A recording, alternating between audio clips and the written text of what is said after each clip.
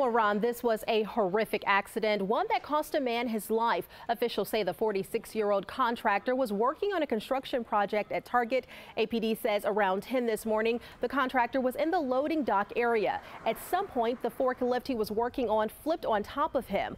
According to the Daily Journal of Construction, the average forklift weighs about 9,000 pounds. He apparently died instantly.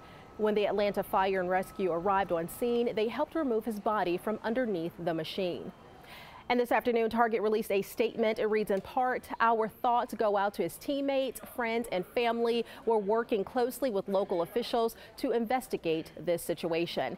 And we also did a quick check with OSHA to find out if that Target location had any workplace infractions. We didn't find any, but we did request a more thorough report to see if there have been any similar incidents like this in the past. We'll let you know if we find any pertinent information to share. All right, Latasha, thanks a lot. Our thoughts goes out to his family as well.